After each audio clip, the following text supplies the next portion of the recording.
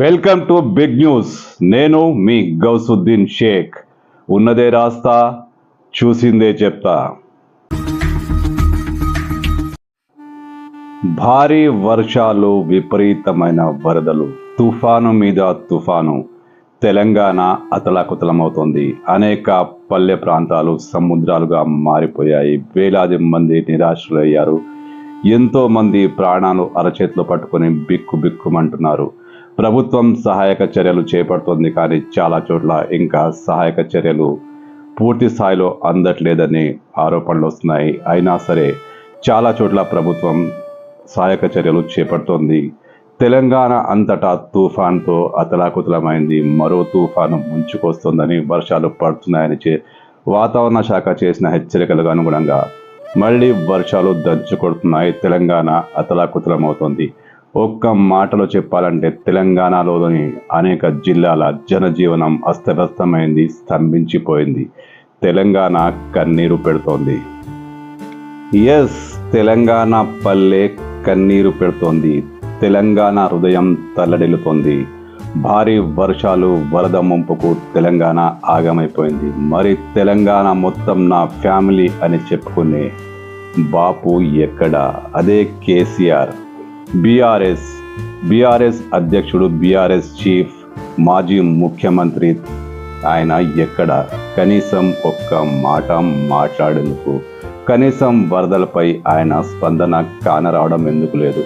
ఆయన ఎందుకు వరద ప్రాంతాలను పరామర్శించడం లేదు? ఇది నేను అడుగుతున్న ప్రశ్న మాత్రమే కాదు, తెలంగాణ జనంలో ఇప్పుడు ఇదే ప్రశ్న కొనసాగుతోంది. తెలంగాణ జనంలో అంటే గులాబీ కార్యకర్తలు కూడా మా సార్ ఏమైండు, ఎందుకు మాట్లాడతలేడు అంటూ లోపల ఆవేదన చెందుతున్నారు. బయటకు మాత్రం మాట్లాడరు. ఎవరైనా మాట్లాడితే తాలిబాన్లుగా రెచ్చిపోతారు, అది వేరే విషయం. మరి బాపు ఎక్కడ? బాపు ఎందుకు రాడు? బాపు ఎందుకు స్పందించడు? బాపుకు తెలంగాణ అంటే ఇప్పుడు పెద్దగా ఇంట్రెస్ట్ లేదా? తెలంగాణ వరదలకు సంబంధించి కేసీఆర్ వ్యవహరిస్తున్న తీరు ఇప్పుడు చర్చనీయాంశంగా మారింది. రాజకీయ వర్గాల్లోనే కాదు, సామాన్య జనంలోనూ కేసీఆర్ తీరు చర్చనీయాంశంగా మారింది. కేసీఆర్ ఎందుకు బయటికి రావడం లేదు? వరదల్లో నానా నష్టం, బీభత్సం జరిగిన, జనం ఇబ్బందుల పాలవుతున్న, అనేక పల్లె ప్రాంతాలు తల్లడిల్లుతున్న కేసీఆర్ ఒక్క మాట కూడా మాట్లాడకపోవడం ఆశ్చర్యకరమైన విషయం. తెలంగాణ ఓట్లతో, తెలంగాణ ప్రజలతో 10 ఏళ్ల పాటు అధికారాన్ని అనుభవించిన కేసీఆర్ ఇప్పుడు ఎందుకు మౌనంగా ఉన్నారు? కేసీఆర్ బాధితులను ఎందుకు పరామర్శించడం లేదు? ఎందుకు వరదల్ని ఆయన పట్టించుకోవట్లేదు? ఇప్పుడు ఇది అందరిలో కామన్గా నడుస్తున్న చర్చ. తెలంగాణ తెచ్చాం చచ్చామంటూ ఎప్పటికప్పుడు కొత్త డైలాగులు కొట్టే గులాబీ నేతలు మరి కేసీఆర్ వ్యవహార శైలితో ఇబ్బందులకు గురవుతున్నారు. కేసీఆర్ ఎందుకు మాట్లాడడం లేదు? కేసీఆర్ కనీసం వరద ప్రాంతాల్లో ఎందుకు సందర్శించడం లేదని ఇప్పుడు బీఆర్ఎస్ కార్యకర్తలు కూడా ఆలోచించాల్సిన పరిస్థితి ఏర్పడింది. అధికారంలో లేము కదా అని గులాబీ నేత తెలంగాణ సమస్యల్ని పట్టించుకోవట్లేదా? తెలంగాణలో భారీ వరదలు బీభత్సం సృష్టిస్తున్నాయి. అనేక మంది నిరాశలయ్యారు, అనేక ప్రాణాలు కోల్పోయారు. మరి కేసీఆర్కు బాధ్యత లేదా? అధికారంలో ఉంటేనే, అంటే అధికారంలో ఉన్నప్పుడు కూడా ఆయన పెద్దగా పట్టించుకోలేదు, అది వేరే విషయం. కానీ అధికారంలో ఉన్నప్పుడు ప్రభుత్వం మాత్రమే వరదలకు సంబంధించి సహాయక చర్యలు చేపట్టాలా? ప్రతిపక్షం బాధ్యత ఎంత మాత్రం లేదా? కేసీఆర్ ఎందుకు మౌనంగా ఉన్నారు? కేసీఆర్ ఎందుకు మాట్లాడడం లేదు? కేసీఆర్ ఎందుకు బయటికి రావడం లేదు? ఇప్పుడు అందరినీ వేధిస్తున్న ప్రశ్న ఇది. కేసీఆర్ మౌనమునిలా మౌనవ్రతం పాటిస్తూ ఫామ్ హౌస్లో ఉన్నారు. చిన్నసారేమో అమెరికా వెళ్ళిపోయారు. మరి తెలంగాణలో ప్రధాన ప్రతిపక్షం, మామూలు ప్రతిపక్షం కాదు, భారీగా ఓట్లు, సీట్లు కూడా వచ్చాయి. ఆ ప్రతిపక్ష పార్టీ నిర్వహించాల్సిన బాధ్యత ఇదేనా? ప్రతిపక్ష నాయకుడిగా కేసీఆర్ బయటికి రావాల్సిన అవసరం లేదా? పక్క రాష్ట్రంలో 11 సీట్లు మాత్రమే సాధించిన ఆయన శిష్యుడు బురద నీళ్లలో తిరుగుతుంటే ఇక్కడ కేసీఆర్ ఎందుకు ఫామ్ హౌస్కే పరిమితమయ్యారు? ఆరోగ్యం బాగాలేదనుకుందాం, వరదలో తిరగడం సాధ్యం కాదనుకుందాం, కనీసం గట్టు మీద ఉండి బాధితులను పలకరించాల్సింది. ఎందుకంటే బాధితులకు డబ్బులు, ఆహార ధాన్యాల కంటే ముందు ఒక చిన్న ఓదార్పు కావాలి. ఆ ఓదార్పు కూడా కేసీఆర్ ఎందుకు ఇవ్వలేకపోతున్నారు?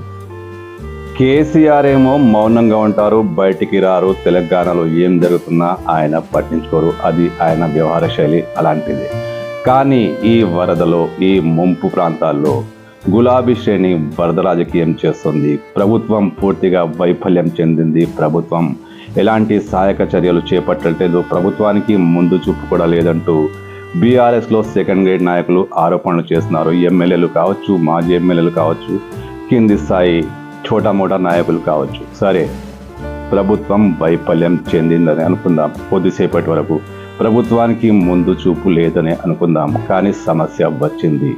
తెలంగాణ మునిగింది, మునుగుతోంది. మరి మీ బాధ్యత ఏంటి? మీరు కనీసం పరామర్శించరా? కనీసం సహాయక చర్యల్లో పాలు పంచుకోరా?